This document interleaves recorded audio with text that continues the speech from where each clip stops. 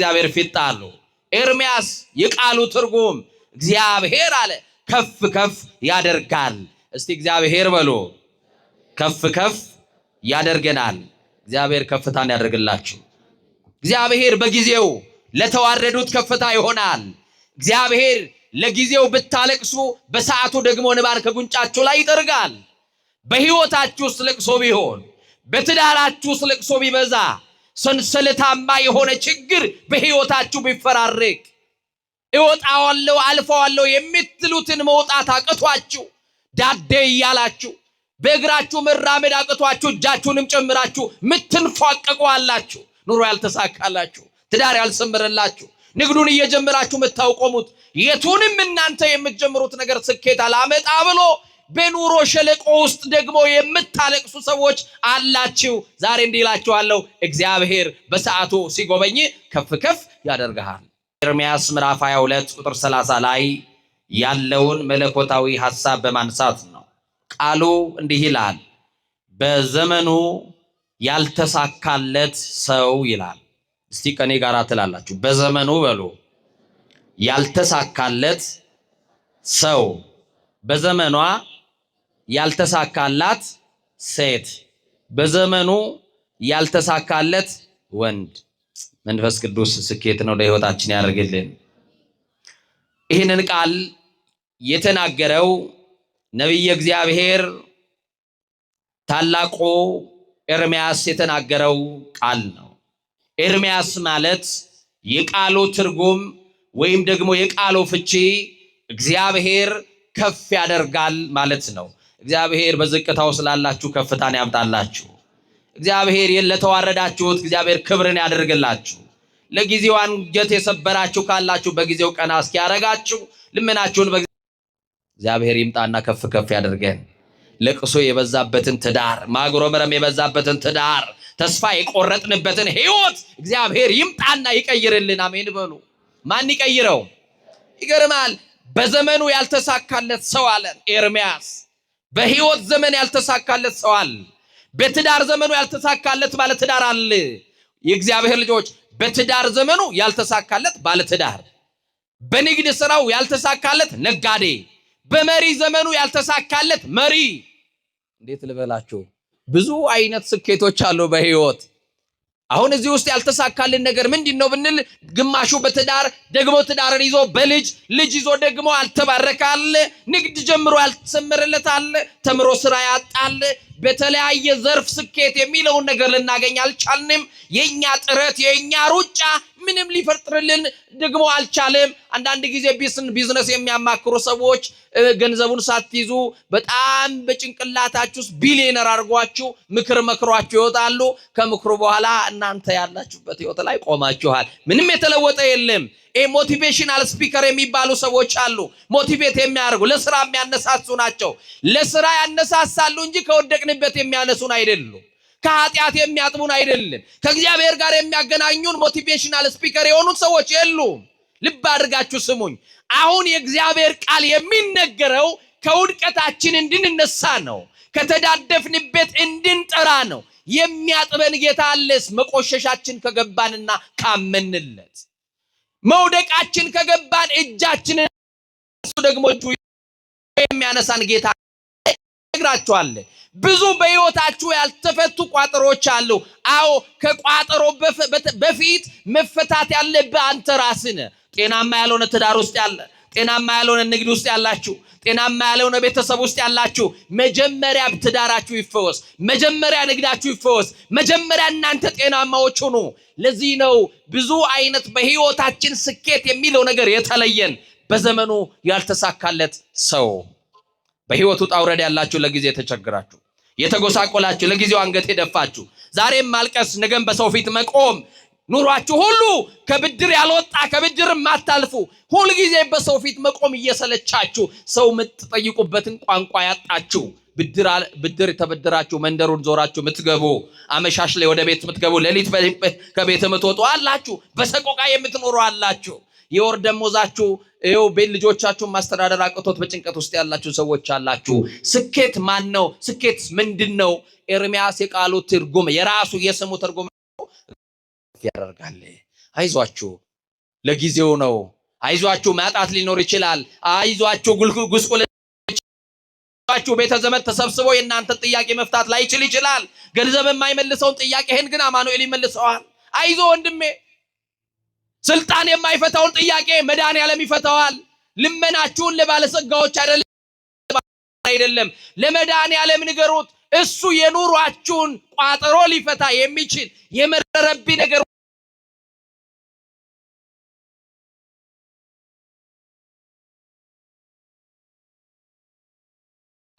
ዛሬም ምጥ አለ። ዛሬም ያልተከነ ቋጠሯችን መተናል። ዛሬም ለቅሶ ነው፣ ነገም ለቅሶ ነው። ይሄው በለቅሶ ከቀጠልን ብዙ ዓመታት አሳልፈናል። ያልተስተካከሉ የህይወት ምዕራፎች አሉ። ምንድነው ወጣቶች ይሄንን በዘመኑ ያልተሳካለት ሰው ብያለሁ። በጣም ብዙ ወጣቶች ስላላችሁ በወጣትነት ዘመን ስኬትን የሚያደበዘዙ ነገሮች አሉ። እነዚህን ነግሬያችሁ ትምህርቴን እቋጫለሁ። እግዚአብሔር መንፈስ ቅዱስ ከሁላችን ጋር ይሁን። በወጣትነት ዘመኑ ያልተሳካለት አንድ ሰው ካለ ያ ሰው ዝሙት ህይወቱን የነጠቀው ነው፣ ወይም ህይወቱን ያበላሸበት ሰው ነው። ልብ አድርጋችሁ ስሙ። በወጣትነት ዘመን ውስጥ ስኬትን ከሚያጨልሙ ህይወትን ከሚያደበዝዝ ነገር አንደኛው ዝሙት ነው። ምን አልኳችሁ? በወጣትነት ዘመኑ ያልተሳካለት ወጣት ካለ አንደኛው ደግሞ ዝሙት ነው። ሁለተኛው ደግሞ ጸጋውን ገንዘብ የነጠቀው ነው። በገንዘባቸው ምክንያት ጸጋቸውን የተነጠቁ፣ በገንዘባቸው ምክንያት ከቅድስና ይራቁ፣ በገንዘባቸው ምክንያት ከቅዱሱ ቤተ መቅደስ፣ ከቅዱሱ አዳራሽ፣ ከእግዚአብሔር ሀገር፣ ከእግዚአብሔር ከተማ፣ ከቅዱሳኑ ርስት የወጡ ናቸው። ስለዚህ ወጣት ስትሆን ሁለት ነገር ይፈትናል። በሁለት ነገሮች ትወድቃላችሁ። የመጀመሪያው ዝሙት ነው፣ ሁለተኛው ገንዘብ ነው። ዝሙት ያልጣለውን ገንዘብ ይጥለዋል፣ ገንዘብ የጣለውን ደግሞ ዝሙት ይጥለዋል። እንዲህ ካለ ኃጢአት መድኃኔዓለም ሁላችንም ይጠብቀን። አንደኛ ብለን የምናየው በዘመኑ በስቲ ከኔ ጋራ ይሄንን አብረን እንድትሉ እለምናችኋለሁ። እስቲ በወጣትነት ዘመኑ በሉ ያልተሳካለት ወጣት ምን አይነት ሰው ነው? በወጣትነት ዘመኑ ያልተሳካለት ወጣት ማን ነው የሚለውን በመጽሐፍ ቅዱስ ጥቂት እየከፈን እናንተ ገብታችሁ ቤታችሁ በደንብ ታሪኩ እንድታነቡ እኔ ከላይ ሐሳቡን እንድትረዱ ተነግራችኋለሁ። የወጣትነት ጊዜያትን ከሚያባክኑ ስኬትን ከሚያጨልሙ ነገሮች አንደኛውና ሊሰመርበት የሚገባው ዝሙት ነው። ሰማችሁ? የወጣትነት ዘመንን የሚያጨልም ስኬት የሚለውን ነገር የሚነጥቀን አንደኛው ማን ነው? ንገሩኛ። ዝሙት ካለበት ሽሹ ተብለናል። በዚህ በአንደኛ ቆሮንቶስ መልእክቱ ቅዱስ ጳውሎስ ምዕራፍ 6 ቁጥር 18 ላይ እንዲህ ይላል፣ ከዝሙት ሽሹ ይለናል። ኃጢአትን በሁለት መንገድ ማምለጥ እንችላለን። አንደኛው ሸሽተን የምናመልጠው፣ ሁለተኛው ታግለን የምናመልጠው። ታግሎ ማምለጡ አልሆነልንም፣ ሸሽቶ ማምለጡን እንችላለን። ትችላላችሁ? አያችሁ፣ ሸሽቶ ማምለጥ ለመታገል አቅምህ ስስ ልትሆን ትችላለህ። በቀላል ልትሸነፍ ትችላለህ። መጠጥ ሊጥልህ ይችላል። ደካማ ነገሮችን ሰዎች አጥንተው በዙሪያ ያሉ ሰዎች ሊጥሉ ይችላሉ። ሸሽተ ማምለጥ ግን አያቅትህምና ወንድሜ ሸሽታችሁ አምልጡ።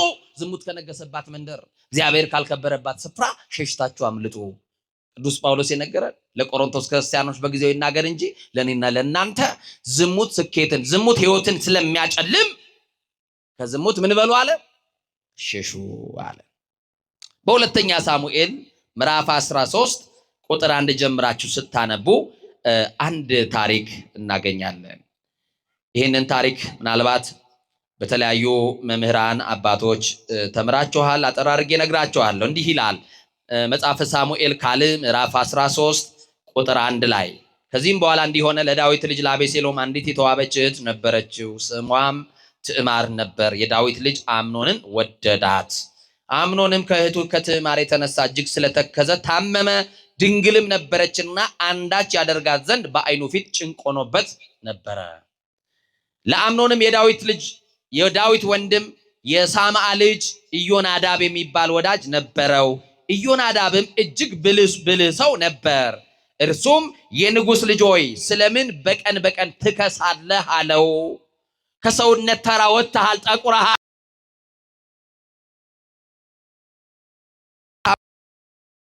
ይህንን ጥያቄ አቀረበለት። እህቴ ትዕማር እንድትመጣ እንዲህ አለው። አምኖንም የወንድሜን የአቤሴሎምን እህት ትዕማርን ወድጃታለሁ አለው። አያችሁ ዝሙት ዘመድ አይመርጥም። የእናቴ ልጅ ዘመድ እኮ ነው፣ እህቱ እኮ ናት። ወድጃታለሁ አለ። ከዛስ ኢዮናዳብ ብልህ ሰው ነው፣ ሐሳብ ሰጪ ነው። ምክር መምከር ጀመረ። ምን ብሎ? ታምም ያለው ብለ በአልጋ ላይ ተኛ አለው። ምን ብለ ንገሩኛ? ግን እኮ ምክር ብሎ መከረው እንጂ እኮ እውነት ነው የመከረው። ከዚህ በላይ በሽታ፣ ከዚህ በላይ ደዌ አለ እንዴ? አያችሁ። እና ታምም ያለው ብለ ተኛ። አባት ሊያይህ በመጣ ጊዜ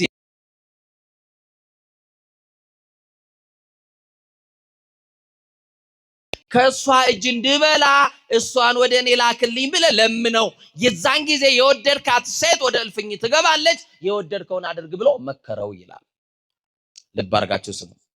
ዳዊትም መብልን ታዘጋጁለት ዘንድ ወደ ወንድምሽ ወደ አምኖን ቤት ሂጂ ብሎ መልእክተኞች ወደ ትዕማር ቤት ላከ። ትዕማርም ወደ ወንድሟ ወደ አምኖን ቤት ሄደች። ተኝቶም ነበር። ዱቄት ወስዳ ለወሰች፣ እያየም እንጎቻን ጋገረችለት። ምጣዱንም ወስዳ በፊቱ ገለበጠች። እሱ ግን ይበላ ዘንድ እምቢ አለ። ምክንያቱም ፍላጎቱ ዝሙት ነው እንጂ ምንድነው? እሷን ከክብር ማሳነስ ነው እንጂ እንጀራ መብላት አይደለም። አያችሁ፣ እምቢ አለ። ደክማነ የሰራችለት እውነት ወንድሜ ታሟል፣ ከኔ እጅ ቢበላ ይድናል። ይሄንን የሰማችው እሷ አንዳች ነገር ሊያደርግባት ፈልጎ ለዝሙት እንደከጀላት ሊያስነውራት እንደፈለገ ከክብር ሊያሳነሳት እንደመጣ ግን አታውቅም። ይህንን አደረገ።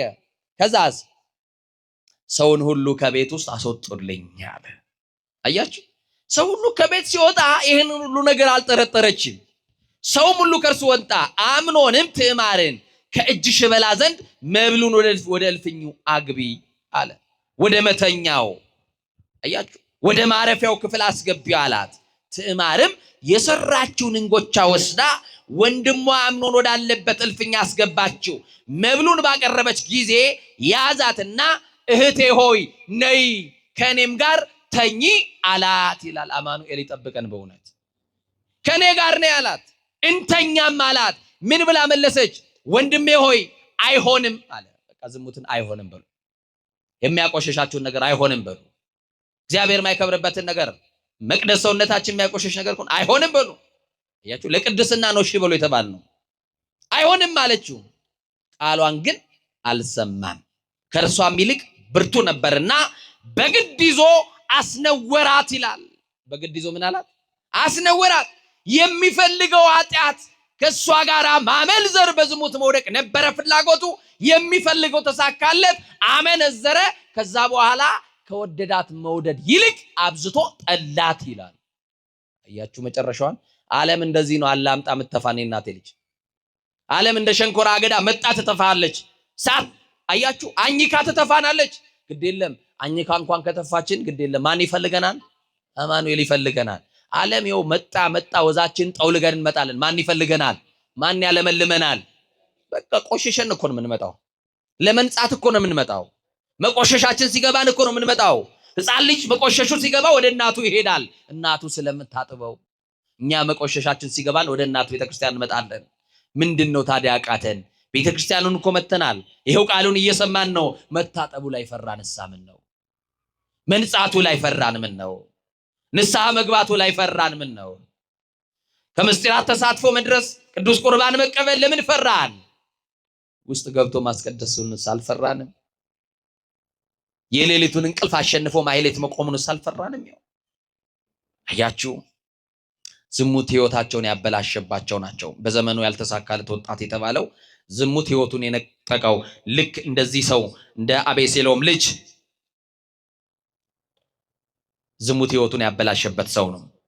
ወጣቱ ለክብር እንዳይበቃ ከሚያደርጋቸው አንዱ የህይወት መሰናክል ዝሙት ነው። ለህይወት እንዳትበቁ ያደርጋቸዋል። ለክብር እንዳትበቁ ያደርጋቸዋል። ወገኖቼ፣ ካህኑን በክህነቱ ዲያቆኑን በተልእኮ ከመቅደስ ይለየዋል። መስዋዕቱን በንጽህና እንዳንሰዋ፣ ንጹህ መስዋዕት እንዳናሳርግ፣ ንጹህ ዕጣን እንዳናጥን እንዳናሳርግ ያደርገናል። አያችሁ።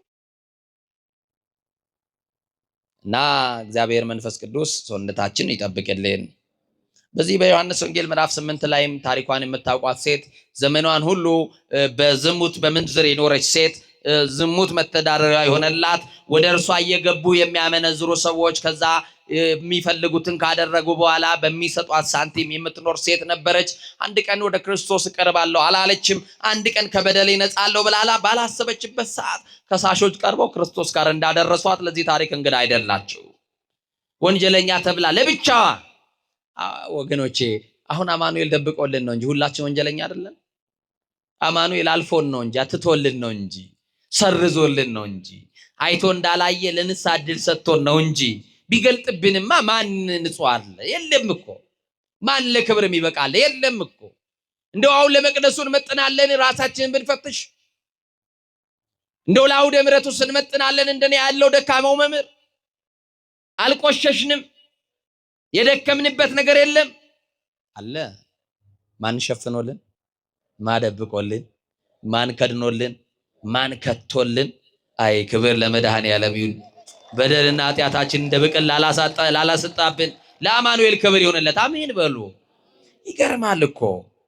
እና ሁለተኛው ገንዘብ ነው ብያቸዋለሁ። ምንድነው አልኳችሁ? ገንዘብ የወጣትነት ጊዜን። በነገራችን ላይ በወጣትነት ሰርታችሁ ገንዘብ መያዝ አይደለም እያልኳችሁ ያላችሁ፣ በገንዘባቸው የጠፉትን ወጣቶች ነው እያወሯችሁ ያለው። በዘመኑ ያልተሳካለት ሰው ማን ነው? በዚህ በሁለተኛ ነገሥት ምዕራፍ 5 ቁጥር 20 ላይ ስታነቡ የነቢየ እግዚአብሔር የቅዱስ ኤልሳን ታሪክ በሚገባ ታነባላችሁ። ንዕማን የተባለ አንድ የሶሪያ የወታደር አለቃ ወደሱ መጥቶ ለምጻም የነበረ ሰው በንጉስና ደብዳቤ ወደ ነቢየ እግዚአብሔር ወደ ቅዱስ ኤልያስ በረከት ወዳደረበት ወደ ኤልሳ ዘንድ መጥቶ ከለምጼ ነፃ ዘንድ እባክህን ወደ እግዚአብሔር አመልክትልኝ ጸልይልኝ ባለው ሰዓት በዮርዳኖስ ወንዝ ሂድና 7 ጊዜ ብቅ ጥልቅ እያልክ ተጠመቅና ና አለው። በአገሬ ያሉ ያልደፈረሱ ንጹህ የሆኑ እና አባበናና ፋርፋ የተባሉ የሶሪያ ንጹህ ምንጮች እያሉ የደፈረሰውን የዮርዳኖስ ወንዝ ላይ ተጠመቅ ብለህ እዛ ድረስ የምትልከኝ አለ። ዛሬም እኮ አባቶቻችን እንዲሁ አይደለም። እዚሁ ጸበል እያለ አንዳንዶቹ እንደ ጻድቃን ሄደሽ ብትጠመቂ ብሎ ይልካሉ አይደል? በነ ኤልሳ ዘመንም እንዲህ ነበር። እየሰማችሁ ነው? በነ ጻድቃን ሄደሽ ብትጠመቂ፣ አንዳንዱ የእንጦጦ ኪዳነ ምሕረት ሄደ ብትጠመቅ፣ አንዳንዱን ደግሞ እንደው የት ነው እስቲ አንድ ጸበል ንገሩኝ። መቼም እናንተ ማትሄዱበት የለም። እስቲ ንገሩኝ። አቤት ማንማ ዘብር ገብርኤል፣ ስውሯ ማርያም። አዎ ትሄዳላችሁ። የበረከት ስፍራዎች ናቸው አይደል? ቦታን የቀደሰው ሰው ነው አይደል? ሰውም ደግሞ በቦታ ይቀደሳል አይደል? ቦታን ስናከብር አይደል? እኛም ስንከብርበት በንጽህና ስንይዘው ለእግዚአብሔር ሲፈስበት አዎ ታምር ይሰራል እግዚአብሔር። እውነት አሰብ እውነት። እናንተ ማምናችሁ ስለምትሄዱ ደግሞ ድናችሁ ትመጣላችሁ። አያችሁ? እና ይገርማል። ወደ ሶሪያ ልቆት እንደነገረው 7 ጊዜ ብቅ ጥልቅ እያለ ተጠምቆ ሲመጣ ለምጹ ርግፍ ብሎለት የመጀመሪያ መልኩን ይዞ በደስታ ወደ ነቢየ እግዚአብሔር ወደ ኤልሳ ዘንድ መጣና ምን ላድርግልህ አለው። ኤልሳን እየሰማችሁኝ ነው? ያዳነው ኤልሳ አይደለም፣ የፈወሰው ኤልሳ አይደለም። ያዳነው የኤልሳ አምላክ ነው፣ የሙሴ አምላክ ነው፣ የኤልያስ አምላክ ነው። ዛሬ ክብሩን ጠቅልለን እኛ ብንወስድ ደስ ይለናል። እኔ ጸልዬ እኔ አጥምቄ አንድ ሰው ቢድን እንደ ረንዶ ማስታወቂያ ነው ማሰራው። እኔ እንዲነገርልኝ እኔ እንድታወቅ ነው የምፈልገው። ኤልሳ ስላደረገው ነገር ምንም አይነት ክፍያ አይፈልግም። ዛሬ ጊቭ ኤንድ ቴክ ነው ታውቁታላችሁ አይደለም? እና ኤልሳ ምን አለ? የእግዚአብሔርን ጸጋ በነፃ አግኝቷል። በነፃ ያገኘውን ደግሞ በነፃ መስጠት ነው፣ ግድ ነው። ስለዚህ ከኔ የሆነ ነገር የለም። የፈወሰ እግዚአብሔር ነው። ከለምጽ ያነጻ እግዚአብሔር ነው። ደግሞ በልብህ የነበረ እምነት ነው የፈወሰ ያዳነህ እምነት ነው። ተመለስ አለው። እምቢ አለ። ይዞ የመጣው ግን ገጸ በረከት ነበረ። ያን ይዞ የመጣው ገንዘብ ኤልሳ አልቀበልም ሲለው ልብስ አምጥቶለታል፣ ገንዘብ አምጥቶለታል። ኤልሳ እምቢ በማለቱ ግያዝህ ደቀ መዝሙሩ ግያዝ በውስጡ ተቃጠለ። እንዴት ገንዘቡን እምቢ ይላል? እሺ እሱ አይፈልግ ለኔ እንኳን ቢሰጠኝስ ምን አለበት ይላል። እንደው እኮ ያደርስ ነው አዛኝ ምን አለበት እንደው ባይመቀኝ ለኔ ቢሰጠኝ። ይሄንን ነገር ለማሳካት ገንዘብ ክፋቱን ይውላችሁ። ግያዝ ከኤልሳ ጋር ሆኖ ከገንዘብ የተሻለውን ጸጋ ማግኘት ይችል ነበረ። ያንን ጸጋ ግን ገንዘብ ነጠቀው። ፍቅረ ነዋይ ገንዘብ መውደዱ ነጠቀው። ልብ አድርጉ። ከኤልያስ ጋር ማገልገሉ ኤልሳን የጠቀመውን የእግዚአብሔር ጸጋ የኤልያስን መንፈስ በሱ ላይ 2 እጥፍ ሆኖ የወረደለት።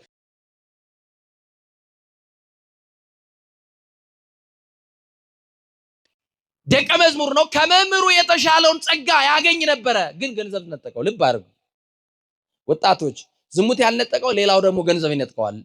አያችሁ። ከዛ ምን አደረገ መሰላችሁ?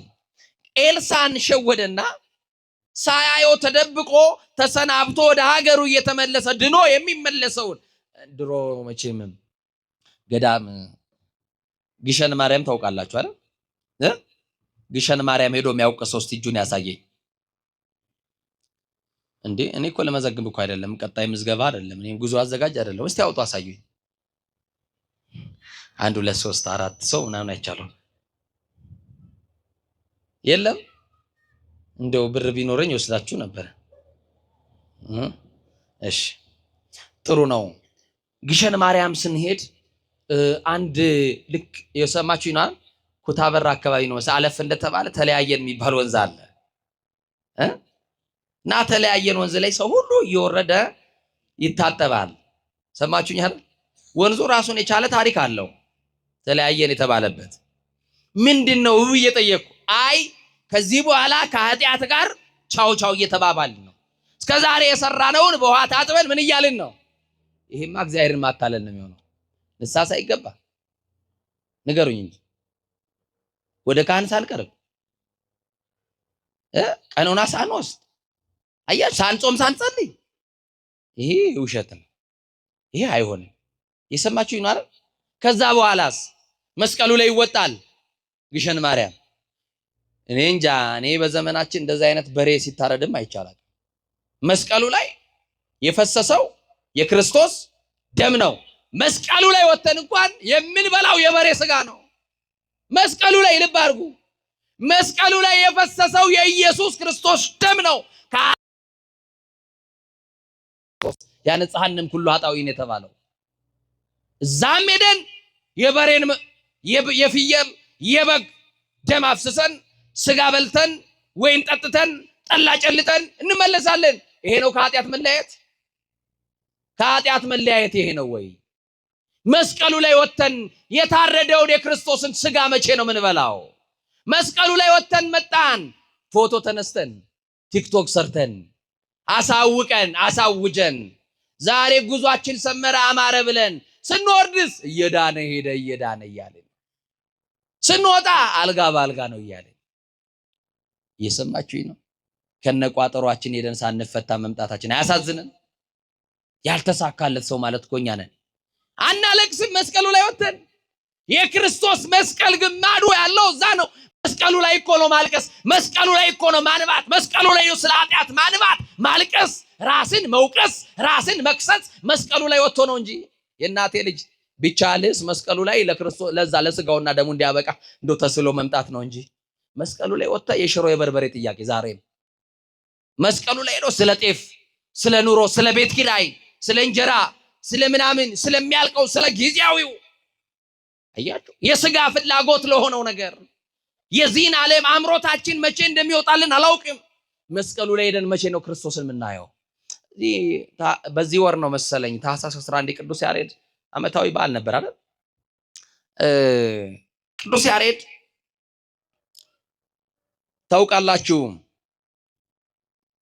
ንጉስ አጼ ገብረ መስቀል ማዜም ሲጀምር ንግስቲቱ ከነደንገጥሮቿ ደግሞ ንጉሱ ከነወታደሩ ይወጣና የቅዱስ ያሬድን ዜማ ይሰማ ነበርና ዘንጊዞ ዝማሜውን እየዘመመ ያለ የአጼ ገብረ መስቀልን እግር ወቅቶ እግሩ እንደተወጋ አጼ ገብረ መስቀል በተመስጦ ሰማይ ደርሶ እግሩ እየደማ የቅዱስ ያሬድ ደሙ እየፈሰሰ አጼ ገብረ መስቀል ንጉሱ ነው በተመስጦ የወጉት። ያ ሁሉ ደም ሲፈስ አያይም፣ ያ ሁሉ መከራን አይመለከትም። ምንድነው ቅዱስ ያሬድን ይህንን ሁሉ መከራ ያስረሳው ተመስጦ ብቻ ነው ወይ ሲባል ለካስ መስቀሉ ላይ ነበረ ቅዱስ ያሬድ፣ ለካስ ቀራንዮ ላይ ነበረ። እንደው አይታችኋል አይደል? ዘንግ ሲጥሉ ሲያነሱ ሊቃውንቱ እንደው ሙያዬ ስላልሆነ እንዳላበላሸው እናንተ ታውቁታላችሁ፣ አባቶች ያረሙኛል። የሰማችሁ ነው። እንደው ዘንጉን ይዘው ይሄን መቋሚያው እንደው ሲወርቅ ሲነሳ ማንን እያሰቡ እንደሆነ ታውቃላችሁ? ከሊቶስጥራ እስከ ቀራንዮ እርጥብ መስቀል ይዞ የወደቀላቸውን የተነሳላቸውን የወደቀልንን የተነሳልንን ደግሞ ያነሳንን ርቃን የተሰቀለውን የአይሁድን ርኩስ ምራቅ የተቀበለውን የተተፋልህን የተናቀውን የሕማም ሰው የተባለውን አማኑኤልን ጎዱኑ እስኪታይ የተገረፈውን መድኃኔ ዓለምን ሰንበሩ እስኪታይ አጥንቱ እስኪቆጠር ድረስ የተገረፈውን እርጥብ መስቀል ይዞ የወደቀውን በወደቀበት ሲረግጡት አይሁድ ሲተፉበት ያንን ክርስቶስን ቀራንዮ ላይ እንዳያየውን መከራ እየተሳተፉ በተመስጦ ሰማይ ይደርሳሉ፣ በተመስጦ ቀራንዮ ላይ ይደርሳሉ። አልታደልን። ዛሬ ማህሌቱ ላይ ስንት ወሬ ያለ መሰላችሁ? ዛሬ ማህሌቱ ላይ ቀራንዮን እንዳናይ ተሸፍነናል። ማህሌቱ ላይ ወሬ አለ። ማህሌቱ ላይ ማለቅሶ ነው እንጂ ምን ወሬ አለ? ከቻልን ክርስቶስ ቅዱስ ያሬድ እንዳየው ቀራንዮን ማየት አያችሁ። መስቀሉ ላይ ሄደን ግን ክርስቶስን ሳናይ እየወረድን ነው። እሱን አይተን እንድንወርድ አማኑኤል በቸርነቱ ይርዳን። ጊያዝ ሸወደና ንዕማን ሄዷል፣ ተሰናብቷል። ኤልሳ አላየኝም ብሎ ነው የሚያስበው። ኤልሳው በዛ ሰዓት ቤት በኩል እንደወጣ እንደሄደ በኤልሳ ላይ ያለው ቅዱስ የእግዚአብሔር መንፈስ ግን ገልጾለታል። መንፈስ ቅዱስ ከሳቲ ነው። መንፈስ ቅዱስ ደግሞ የተገለጠው የተደበቀውን ገልጾ ለኤልሳ ነግሮታል። ከዛ በኋላ ኤልሳ እንደላከ ሆኖ እንዲህ አለው፣ 1 መክሊት ብርና 2 መለወጫ ልብስ ትሰጣቸው ዘንድ አዞሃል ብሏል። ያልታዘዘውን ቅድም አልፈልግም አይሆንም ብሎ ነበረ።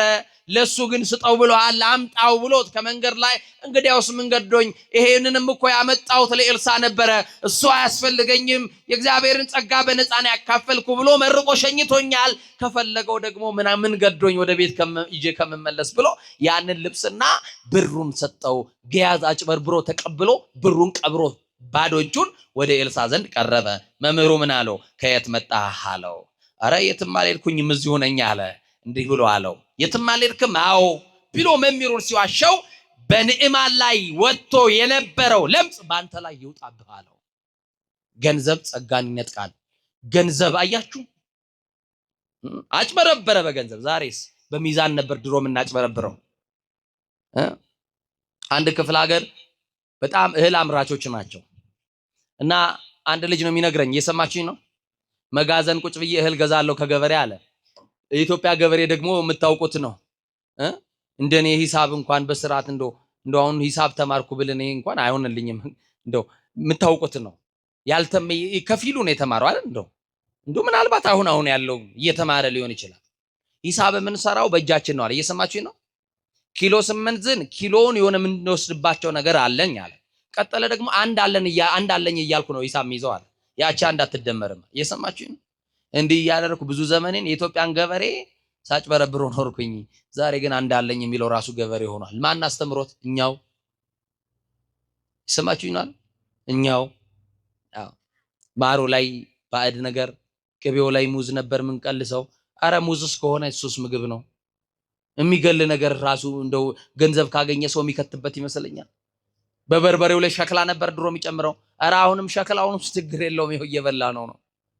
በጤፍ ውስጥ ጄሶ ነበር። አረ ጄሶስ ችግር የለም ይኸው ተስማምቶን እየኖርን ነው። ከባድ እኮ ነው ወገኖቼ። የት እንዳደረሰን አያችሁት? አጭበርብረን ያመጣ ነው። ገንዘብ ከጸጋ ይለያል። በዘመኑ ያልተሳካለት ወጣት ያልኳቸው አንዱ ዝሙት ያቆሸሸው ነው። ሁለት ደግሞ ገንዘብ ጸጋውን የነጠቀው ነው። ሁለተኛውን እንመልከት። አሁንም ላስቸግራችሁ። በትዳር ዘመኑ በሉ የተሳካለት ባለትዳር በምን ዘመኑ? በትዳር ዘመኑ። በዚህ በአንደኛ ነገሥት ምዕራፍ 21 ላይ ታሪኩ ተመዝግቦ የምታገኙት አንድ ሰው አለ። ይሄ ሰው ናቡቴ ይባላል። ናቡቴ ሰፊ የሆነ የወይን እርሻ የአባቶቹን ርስት አስከብሮ የሚኖር የወይን እርሻ የነበረው ሰው ነው። ታሪኩን ታውቁታላችሁ። አክዓብ የተባለ ንጉሥ፣ ሚስቱ ደግሞ ኤልዛቤል ይባላሉ። በዛ አካባቢ አክዓብ ዞር ብሎ ሲያይ የወይኑን እርሻ ያይና የማን ነው ብሎ ይጠይቃል። ይሄማ የናቡቴ የምስኪኑ የናቡቴ ብሎ ተነገረው። ናቡቴ ተቀያሪ መሬት ልስጥ፣ የተሻለ መሬት ልስጥ፣ ይሄንን ንጉሥ ነኝ ፈልገዋለሁ ልቀቅልኝ ሲለው የአባቶቼን ርስት አልሰጥም አለው ይላል። እስቲ ሁላችሁም የአባቶቼን ርስት በሉ። አልሰጥም። የማንን ርስት? የአባቶቻችን ርስት ቤተክርስቲያናችን ናት። ሊገፋት የሚሞክር ካለ ይገፋል። የሰማችሁ ይኖር። የምትገፋም ቤት ሆነ አይደለም፣ የምትነቀልም ቤት መሆን አይደለም። በአሸዋ ላይ አይደለም የተመሰረተችው። የሰማችሁ ይኖር። መሰረቷ ጉልላቷ የሆነላት ራሱ ክርስቶስ ነው። እቺን ቤተክርስቲያን ልግፋ ብሎ የሚሞክር ካለ ጸቡ ከክርስቶስ ጋር ነው። ምክንያቱም አካሉ ስለሆነች። የሰማችሁ ይኖር። ለዚች ቤተክርስቲያን ራስ ስለሆነላት ደግሞ በዚህች ቤተክርስቲያን የከበረው እሱ ነው። በታቦቱ ላይ የተጻፈው የሱ ስም ነው። አያችሁ፣ በሰማይና በምድር ጉልበት ሁሉ ለስሙ ለኢየሱስ ክርስቶስ ለሚለው ስለስሙ ይንበርከክና ይስገድለት ተብሎ የተጻፈው በአዲስ ኪዳን ጽላት ላይ እሱ ነው፣ ሌላ የለም። እና እንዲህ አደረገ። በአንደኛ ሳሙኤል ምዕራፍ 3 በአንደኛ ነገሥት ምዕራፍ 21 ናቡቴ ይሄንን አልሰጥም የአባቶች ርስት በማለት በዚህ እንዴት ንጉስ ሆኜ ዝም ይለኛል፣ እንዴት ሲከለክለኛል በማለት ንጉሱ አክዓብ በንዴት ባልጋው ላይ ወደቀ ይላል። ኤልዛቤል በቁጣ እንዲህ አለችው፣ ስለምን ፊት ጠቆረ? ስለምንስ ተበሳጭተሃል? ንገረኝ አለችው። ከዛ በኋላ ናቡቴ የተባለ ሰው የወይን አትክልት እንዲሰጠኝ ጠየቅኩት፣ እሱ ደግሞ የአባቶቼን ርስት አልሰጥም አለኝ አለ። በዚህ ሰዓት እንዲህ አለች፣ ሄደችና ምስኪኑን የአባቶቹን ርስት አልሰጥም በማለቱ ድሃውን ምስኪኑን ናቡቴን ሄዳ አስገደለችው፣ ደሙንም በአደባባይ ላይ ያዘራቸው። በዚህ የተነሳ እግዚአብሔር ተቆጣ። ሰማችሁኝ አይደል? የናቡቴን ደም ውሾች እንደላሱት ያንቺን ደም ደግሞ ውሾች ይልሱታል አላት። ከዛ በኋላ ናቡቴን በማስገደሏ የተነሳ ትዳሯ ተነጠቀ። በሞት ተነጠቁ። መጨረሻቸው በሞት ተደመደመ ማለት ነው። ይህንንም ብቻ አይደለም። በኦሪት ዘፍጥረት ምዕራፍ 19 ላይ ስትመለከቱ የሎጥ ሚስት የባሏን ቃል ባለማክበሯ ምክንያት ያችን የኃጢአት ከተማ ዞር ብላ እንዳታስታውስ እንዳትመለከት ስትባል ያችን የኖረችበትን ልጆች የወለደችበትን ብዙ ሕይወት ያሳለፈችበትን የኃጢአት ከተማ የምትቃጠለዋን ከተማ ዞር ብላ በማየቷ የጨው ድንጋይ ሆና ቀርታለች። ከትዳሯ ተለይታለች። ባለትዳር ነበረች። በትዳር ዘመኑ ያልተሳካላት ባለትዳር የሎጥ ሚስት ናት፣ ድንጋይ የሆነች። ዛሬም እንደዚህ አይነት ሕይወት ያለን ሰዎች አለን። በትዳር ዘመናችን ያልተሳካልን ሰው የአንድ ቅድስት ታሪክ ብነግራችሁ ደስ ይለኛል። በግብፅ ሀገር የትዕግስት እመቤት ትባላለች። እስቲ በማርያም ላስቸግራችሁ፣ የትዕግስት እመቤት በሉ። የምን እመቤት? ግብፃውያን አባቶች ልጆቻቸውን ሲመክሩ የትዕግስት እመቤት የሆነችን የዚችን ሴት ታሪክ በመንገር ነው። ስሟ ታኦድራ ይባላል። በስንክሳር ላይ ስሟ ተጽፏል። ቅድስት ናት። እቺ ታኦድራ አባትና እናቷ ለአቅመ ሔዋን ደርሰሻልና አግቢ አሏት።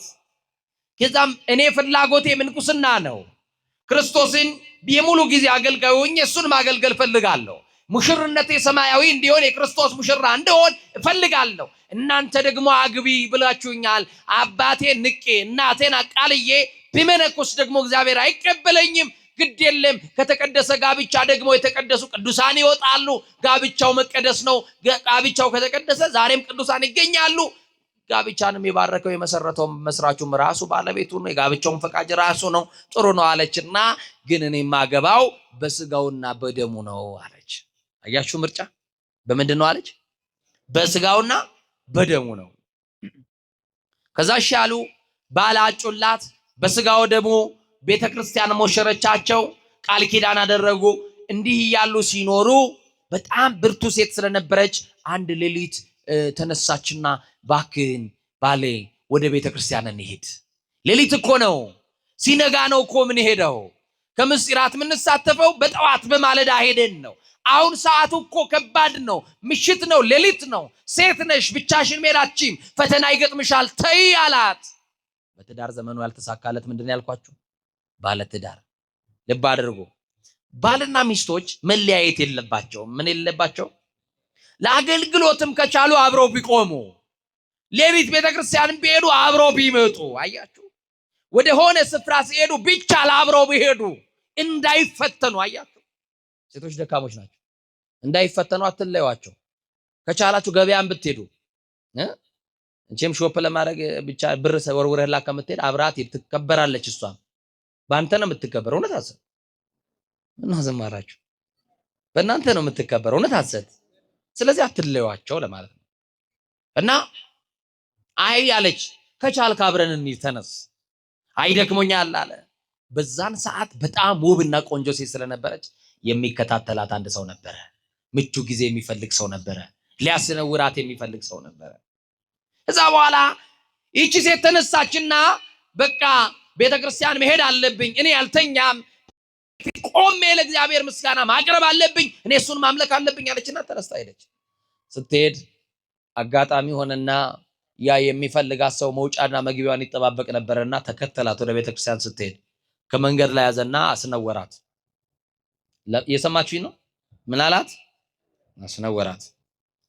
ለመነችው፣ ከአቅሟ በላይ ሆነ። አዘነች። እኔ በስጋ ወደሙ ነው የታተምኩት፣ እባክህን እኔ የከበረ ትዳር አለኝ፣ የኔ ትዳር ኦፊሻል የሆነ ነው፣ በቤተ ክርስቲያን የታወቀ ነው፣ ተወኝ ባክህን አለች። ለመነችው፣ እምቢ አላት። አስነወራት። ወዲያውኑ ደግሞ ትቷት ሄደ ይላል። ምን ብሏት ሄደ? ያስነወረማ መቼ አብሮ ይቆያል? የሚፈልገን ለስጋዊና ለጊዜያዊ ከሆነማ ትቶን ነው የሚሄደው። የሚፈልጉትን ካገኙ ትተው ይሄዳሉ። ትቶሽማ ሄደው እኮ የተሰጠሽ ብቻ ነው። ትቶህማ ሄደው የተሰጠች ብቻ። እውነት አዘን እና ትቷት ሄደ። ሰው አልደረሰላትም። ጮሃለች፣ ጮቷን አልሰማላትም። አለቀሰች አለቀሰች። ሌሊት ነው፣ እያለቀሰች ነጋ። እንዲህ አለች፣ ቆመችና ወደ ቤቴ አልመለስም አለች። ሰማችሁ? ለምን? ባሌ ቅዱስ ነው፣ ባሌ ንጹህ ሰው ነው፣ እኔ ደግሞ የረከስኩ ሰው ነኝ። ባሌን እጄ አላረክሰውም። በቃ የኔ ትዳር በዘመኔ አልተሳካልኝም ትዳር። ከዚህ በኋላ ባሌ በንጽህና ይኑር፣ እኔ ደግሞ ስለሰራሁት ወንጀልና ኃጢአት ሄጄ ላልቅሳለች። እሷ ግን እኮ ፈልገው አልሰራችሁ። እሷ እኮ ተገዳ ያደረገችው ነገር ነው። ሄደች ወደ ገዳም። ከዛ ይዛ ገዳም ስትደርስ ስትጠይቅ የወንዶች ገዳም ነው፣ ሴት መግባት አይችልም ተብሎ ተነገራት። እንደ ቅድስት እንባ መሪና ታሪኳ ይመሳሰላል። እና በሌላ ገዳም አማራጭ የለም፣ ወደ ቤቷ ላለመመለስ ወስናለች። አንድ ጊዜ ቆርጣ የሄደችበት ነገር ነው። ስለዚህ ምን ማድረግ አለባት? ልብሷን ቀየረች፣ ፀጉሯን ቆረጠችና ወንድ መስላ አንገቷን ድፍት አድርጋ ወደ አባቶች ቀረበች። ወደዛ ወደ አባቶች ገዳም ማን ትባላለህ ተብላ ተጠየቀች። እሷ ምንድነች? ሴት። አባቶች ደግሞ ወንድ ናት ብለው በወንድ ነው የሚያናግሯት። ስሜ ቴዎድሮስ ይባላል ብላ ነገረችና በዚህ ስም ተዋወቀች። እንግዲህ ያው ስለምን መጣ? አባቶቼን መስዬ በገዳም ላገለግል፣ ደግሞም ስለ ኃጢአቴ ያለቀስኩኝ ያ ጥቂት ጊዜን ሙሽራው ክርስቶስን በዚሁ ገዳም እንድጠብቅ እናንተ አባቶቼ እንድመስል ነው አለች። እና አባቶች እስቲ እናይሻለን፣ እንፈትንሻለን፣ እያገለገልሽ እየተላላክሽ ትዕግስትሽም እየተፈተነና ያለን አሏት። በገዳም እንድትኖር ተፈቀደላት።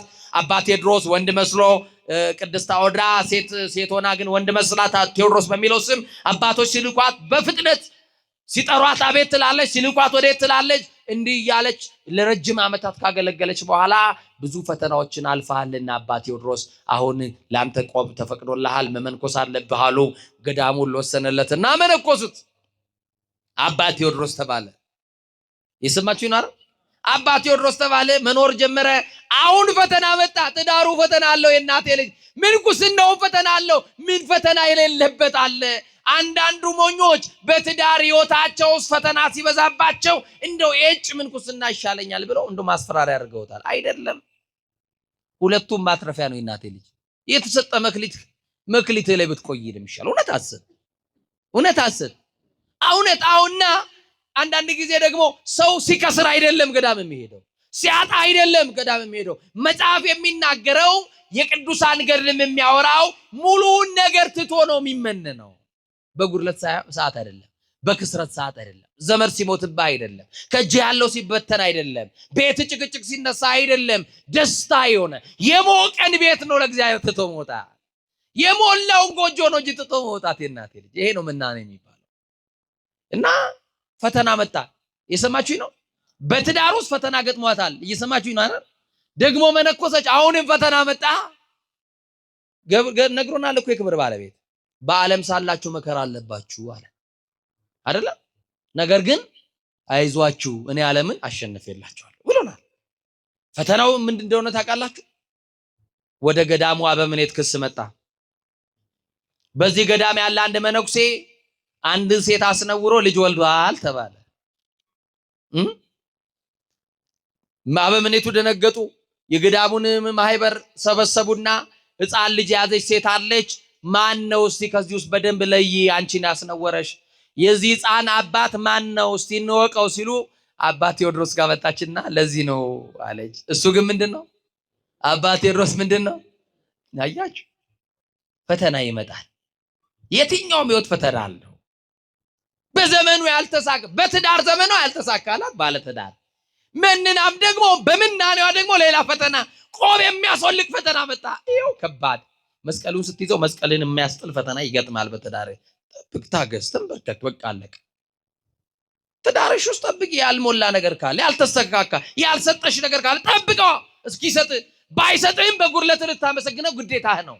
የተፈጠርንበትም ዓላማ ይሄ ስለሆነ እሱን አመስግነን ክብሩ እንድንወርስ ነው፣ ሌላ የለም። እና ለሱ ነው አባ ዳኒ ማነው ቴዎድሮስ ደነገጠ። በውስጥ እኮ ይታዘባል አይደል?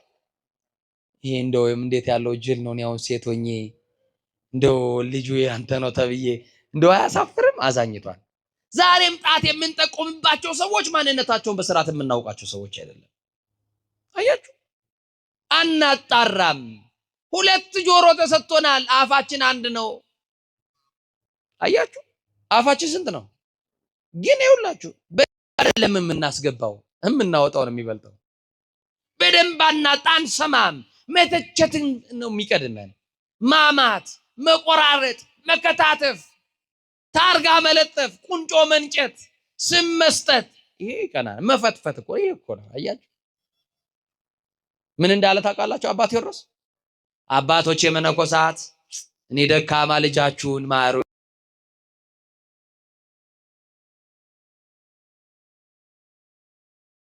ነው። መላክ አይደለንም፣ እንወድቃለን። እኛ እኮ መላክ አይደለንም። አያችሁ መላእክት እንኳን ራስ ወድቀዋል እኮ። እና ጽኑዓን አይደለንም፣ ደካማ ነኝ። በቃ ደከምኩኝ፣ በዝሙት ወደቅኩኝ፣ ይሄ ልጅ ተወለደ። አንድ ነገር ጥፋቴን በእናንተ ፊት አምኜላችኋለሁ። ግን አንድ ነገር እንድታረግልኝ ለምኑልኝ። ምን እናርግ? ሕፃኑን ታምጣና ትስጠኝ። ሰማችሁ? ከዛ በኋላ እንዳትጠይቀኝ። እሺ ተወሰነ። ሕፃኑ ለማተሰጠ ነገሩኛ ለአባ ቴዎድሮስ። አባ ቴዎድሮስ ሕፃኑን ታቀፈና ገዳሙ ደግሞ ምን ብሎ ወሰደበት? ለ7 ዓመት ገዳሙን ለቀ ውጣ፣ ጾም፣ ጸልይ አለው። የት ይሄዳል? ሕፃኑ ወተት ይፈልጋል፣ ሕፃኑ ምግብ ይፈልጋል፣ ሕፃኑ መተኛ ይፈልጋል። ቤት ይጾ አባ ቴዎድሮስ የተፈረደበት ፍርድ የዛ ሰዓት ነፃ ለመሆን እኔ ሴት ነኝ ቢል ከገዳም ይወጣል አይወጣም? ምክንያቱም የአባቶች ገዳም ነው። ገዳሙን ደፍራል ተብሎ ከገዳምም ይባረራል። አያችሁ ይሄ ነገር እንዳይሆንበት ይሄ ፈተናዬ ነው ልቀበል ብሎ ያልወለደውን ልጅ ይዞ ታቅፎ ወደ በረሃ ወጣ። በረሃ ሲወጣ አብሮት አማኑኤል ወጥቷል። ከተገፉት ጋር አለ አማኑኤል፣ ከተበደሉት ጋር አለ መድኃኔዓለም።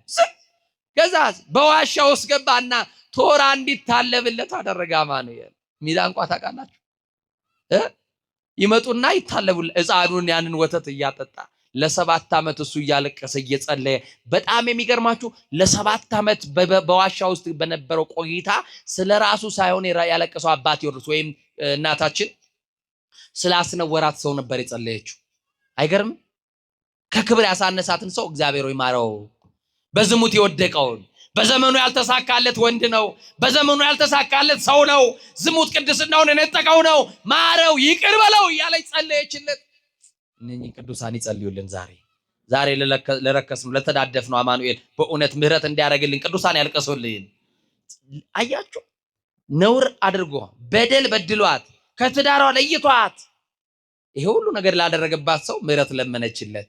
እኛም ጠላቶቻችንን ይቅር የምንልበትን ልብ አማኑኤል ያድለን እና 7 ዓመቱ ሲያበቃ የ7 ዓመት ሕፃን 7 ዓመት በእግሩ የሚራመድ ልጅ ነፍስ ያወቀ እማዬ አባዬ ብሎ የሚጣራ ልጅ በእጅ ይዘው አባ ከበረሃ ቆይታ በኋላ ፍትሐ ዘወልድ ተደግሞላቸው የገዳሙ አበምኔት ሁሉ እግዚአብሔር ይቅር ይበልህ፣ ንስሐን ሁሉ የሚቀበል ኢየሱስ ክርስቶስ በደልን የሚደመስስ ኢየሱስ ክርስቶስ።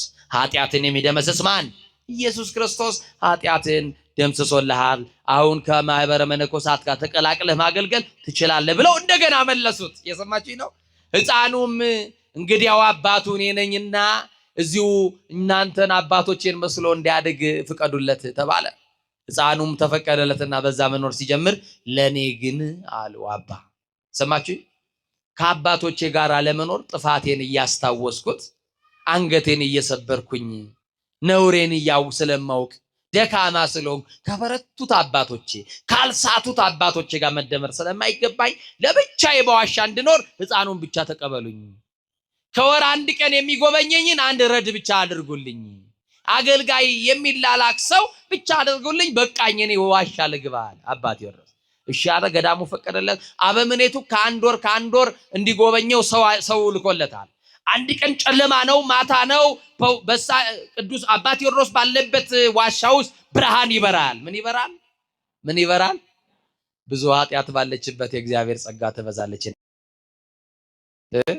መንግስቱን በመግባት የማይቀድሟቸዋል የተባልነው ዘማውያንና ቀራጮች ናቸው። እናቴ ልጅ ብርሃን ይበራል። ምንድነው የምናየው ብርሃን? ይሄ ብርሃንማ አባ ቴዎድሮስ የሚጸልዩበት ዋሻ አይደለም ብለው ይነጋገራሉ። ሌሊቱን እንዲህ ሲነጋገሩ አደሩ።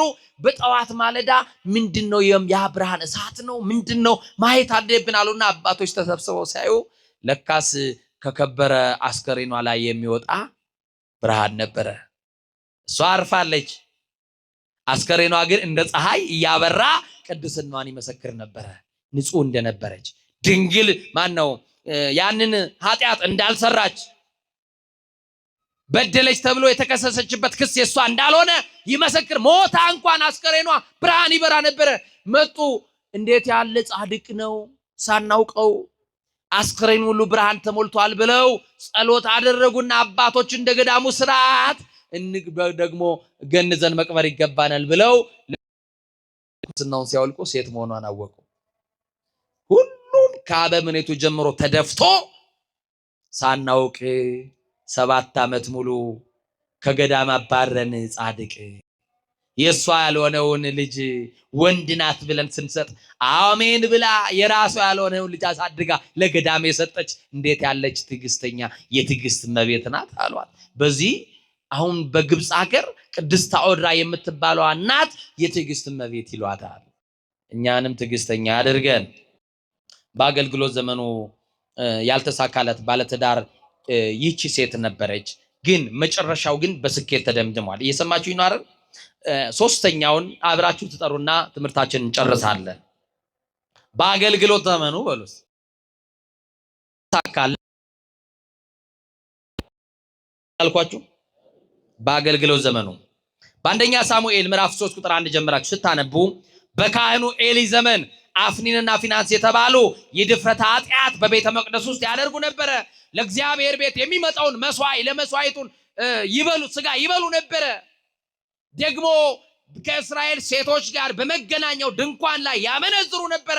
ይሄንን መሰል ኃጢአት በመስራት አገልግሎታቸው በዘመናቸው ያልተሳካላቸው አገልጋዮች ያስባላቸው ጉዳይ ታቦተ ጽዮን ከነሱ ተማርካ ፍልስጤማውያን ለመውጋት በመጡ ሰዓት ካህኑ ኤሊ ድል ያደርጋሉ ብሎ ታቦታ ሲዞ ቢልካቸው በጦርነት ሁለቱም ሞቱ። አባቱም ልጆቹን ባለመገሰጽ እነዚህን ያልተሳካላቸውን አገልጋዮች ቤተ መቅደሱን ያስነወሩ አገልጋዮች ከህዝብ ሴቶች ጋር ሲያመነዝሩ የሚውሉትን አገልጋዮች ባለመቆንጠጡ ባለመመንከሩ የተነሳ ራሱም አንገቱ ከወንበሩ ወድቆ አንገቱ ተቆልምሞ ሞተ ይለናል። ሰማችሁ? ሌላው ያልተሳካለት አገልጋይ ማን ነው ካላችሁ የሐዋርያት ሥራ ምዕራፍ 1 ቁጥር 16 ላይ ይሁዳ ያስቆሮቱ ይሁዳ። እስቲ ያልተሳካለት አገልጋይ በሉ። በቃ ያልተሳካለት አገልጋይ ማን ነው ካላችሁ የመጀመሪያው ይሁዳ ነው። እንዲህ ይላል የሐዋርያት ሥራ፣ ወንድሞች ሆይ ኢየሱስን ለያዙት መሪ ለሆናቸው ስለ ይሁዳ መንፈስ ቅዱስ አስቀድሞ በዳዊት አፍ የተናገረው የመጽሐፍ ቃል ይፈጸም ዘንድ ነው ይለናል። የሐዋርያት ሥራ የሰማችሁ ነው። ወንድሞች ሆይ ኢየሱስን ለያዙት መሪ ለሆናቸው ስለ ይሁዳ መንፈስ ቅዱስ አስቀድሞ ዳዊት አፍ የተናገረው የመጽሐፍ ቃል ይፈጸም ዘንድ ነው። ከኛ ጋር ተቆጥሮ ነበር፣ ለአገልግሎት ተመርጦ ነበር አለ። ይሁን ፓስት ነው ያለፈ ነው። እየሰማችሁ ነው። ለአገልግሎት ምን ተብሎ ነበር? ተመርጦ ነበረ። ከኛም እንደ አንዱ ነበረ አሉ ቅዱሳን ሐዋርያት። ይህም ሰው በአመፃ ገንዘብ መሬት ገዛ አለ። በምን ገንዘብ? በአመፃ ገንዘብ። ከዛሳ በግንባሩም ተደፍቶ ከመካከሉ ተሰነጠቀ፣ አንጀቱ ሁሉ ተዘረገፈ። ያም መሬት አኬልዳማ ተብሎ ተጠራ እያለ ቅዱስ መጽሐፍ ይናገራል። ይሁዳ በአገልግሎት ዘመኑ አምላኩን ያላወቀ ነው። አገልጋይ ስንሆን አምላካችንን ማወቅ አለብን። የምናገለግለውን አምላክ ካላወቅን የሰማችሁ ይናረን ቢሮ ገብቶ የመውጣት ያክል ይሆንብናል አገልግሎቱ። ቤተ መቅደሱ ላይ ያለውን አምላክ መድኃኔዓለምን መፍራት ካልቻልን በፍርሃት ማገልገል፣ መቅደሱ ስንቆም በፍርሃት ካልሆንን አገልግሎታችን በአገልግሎት ዘመኑ ያልተሳካለት አገልጋይ ያስብለናል። ይሁዳ በአገልግሎት ዘመኑ ያልተሳካለት አገልጋይ ነው። ጌታውም ለጌታውም አልታመንም። እኛም በቤተ መቅደስ ለጌታችን ካልታመንን፣ ለምናገለግለው ለመድኃኔዓለም ካልታመንን መጨረሻችን በዘመኑ ያልተሳካለት ሰው እንደተባለው ሰው እንሆናለን ማለት ነው።